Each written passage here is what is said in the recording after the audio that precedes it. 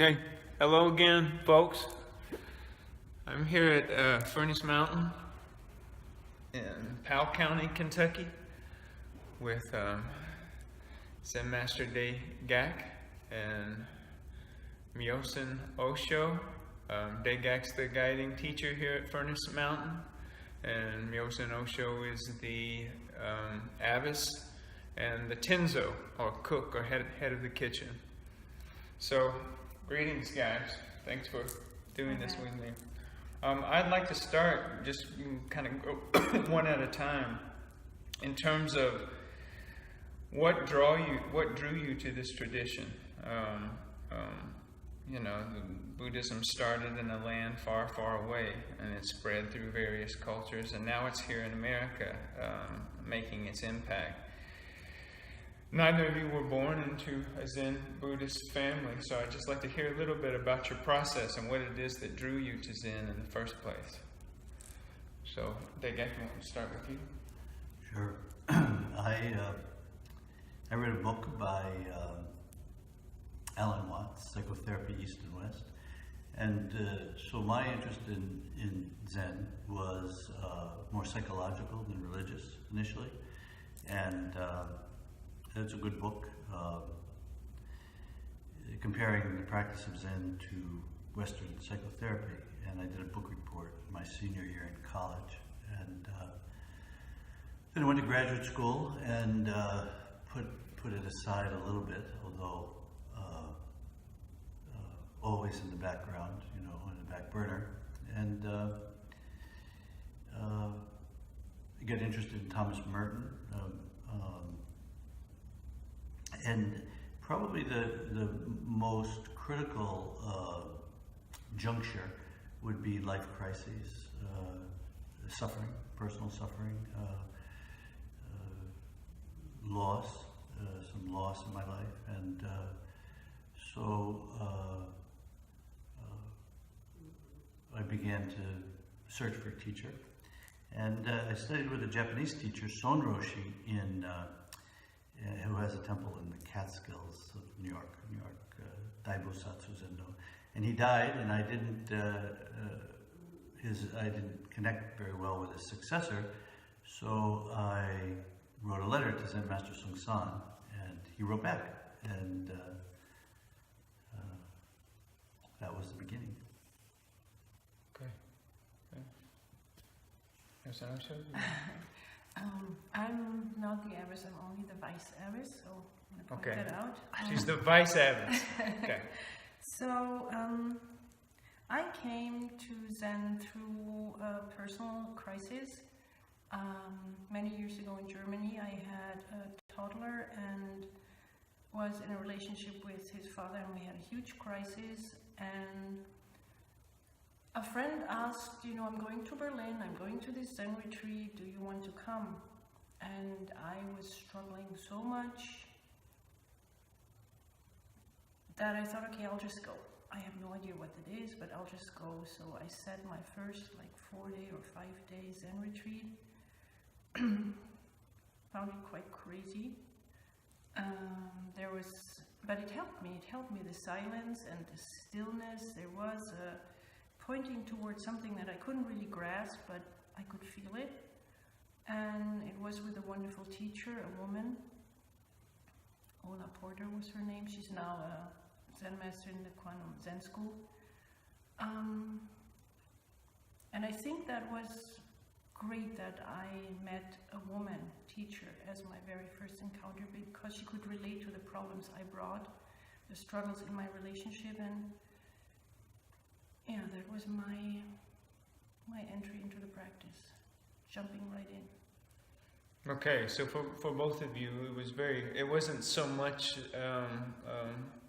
an abstract philosophical kind of quest. You were hurting, and Yes. you needed some medicine. Yes, I cannot talk for you, but for me, I was hurting big time, and I needed some medicine, and the sitting in a group there with other people, just sitting in silence and in stillness, that was a profound new thing in my life.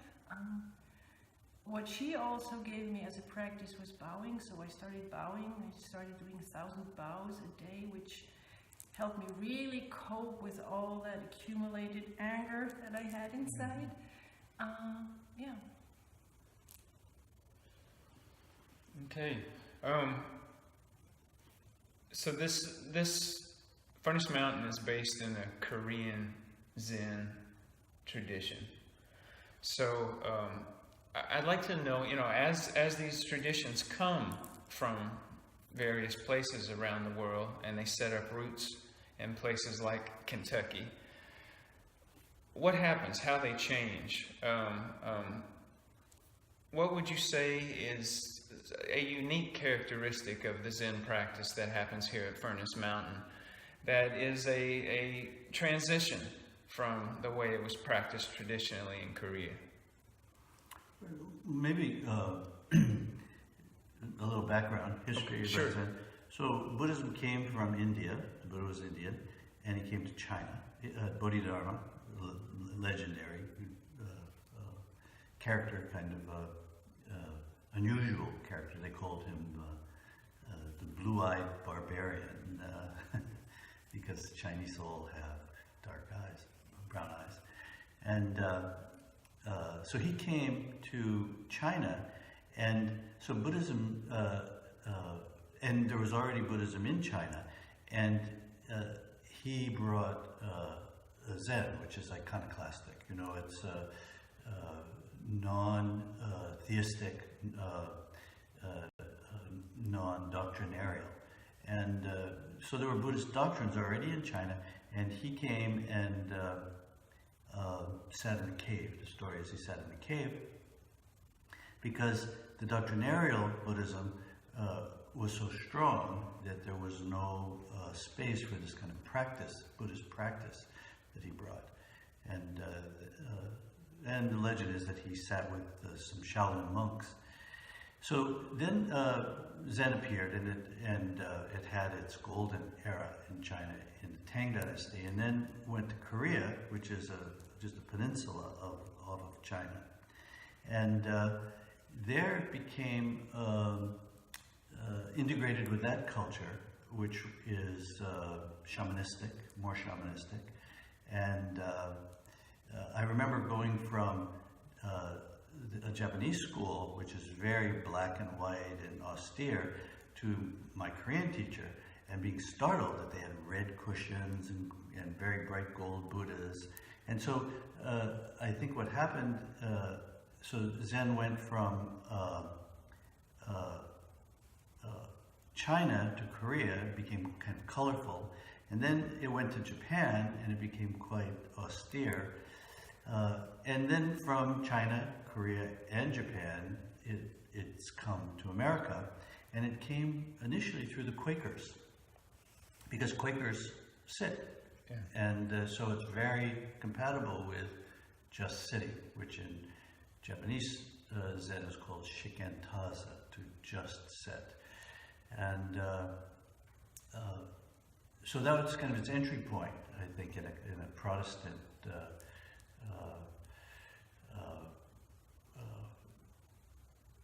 engagement of some kind, and then has engaged Roman Catholics. There are several Roman Catholic priests who are Zen masters, and a couple of nuns, Roman Catholic nuns who are also Zen masters in New York. So it seems to be kind of penetrating all religions in the West. Here on Furnace Mountain, that's been our mission, or our struggle, or our hwaju, our question, our doubt.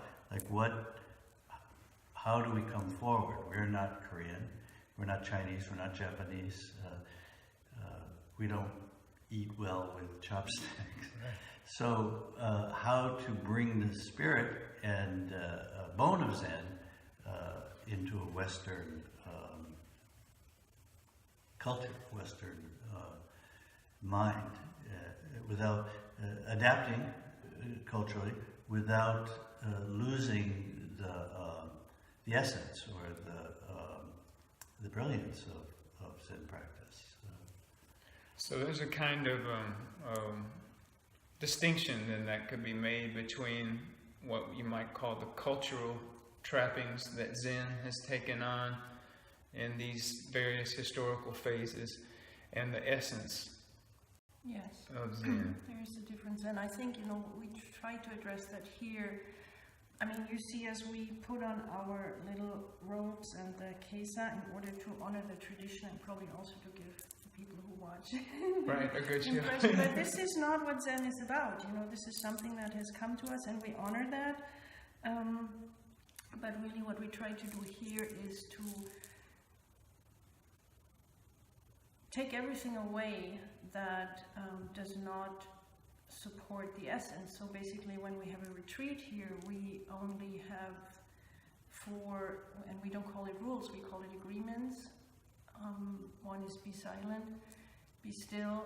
The third one is don't look around, so mind your own business. And the fourth one is do your best. So these are our 4 agreements. And whether you sit with a robe or a kesa, it doesn't matter. And there are other schools of Zen or traditions of Zen who handle that differently, but particularly us here, that's what we do. So there's not a whole lot of rules, there's a set of agreements, and we try to come back to those again and again and again. And they don't have anything to do with the traditions and the forms that have come here from Japan or from Korea. They have to do with how can we hold ourselves the best way, and how can we create a container or a space for what Zen originally was about. I want to pursue that just a little bit because America is a democracy. There's this sense of egalitarianism. Has Zen, because a lot of the traditional cultures from which it came were very authoritarian. That was the model of the authoritarian leader, and very discipline-oriented traditions. Has that had to shift to accommodate a Western mentality or an American mindset? Do you want to go first? Sure. I think I would say the biggest movement that I've participated in as a Zen teacher is a movement from absolute authority, which my teacher had. What he said went, and if you didn't like it, you left. So it wasn't like a cult where you were bound by what he said, but his rule was the only rule. To a practice of, and these are the 4 agreements that Myozen was talking about, the practice of showing up, the practice of coming forward, and I think human activity, when it's dominated by thought, tends to experience itself as either overly entitled or not entitled enough. So oftentimes when people come to retreats, they'll be the over-entitled will have a kind of posture, and maybe they'll wear special garb and have a sense of being better than. And then new people often have a sense of not belonging, not really, that everybody else is more important to the retreat than they are. And I think what's evolving in our retreats and our practice is this sense of everyone is singularly important, that our practice is coming together and showing up and being present, and to put aside all of the thoughts of entitlement or lack of entitlement, and participating as a full member. Regarding having a teacher, I think it's important to honor or have some respect for people who have some greater experience than one might have. And I think that's a real difficulty in American culture, because Asian cultures tend to honor their ancestors and elders. And in our culture, we tend to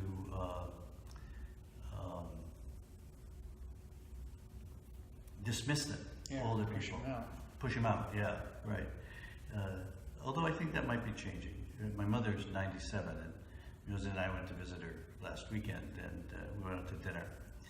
And with my sister and her husband and my daughter and Muse and I.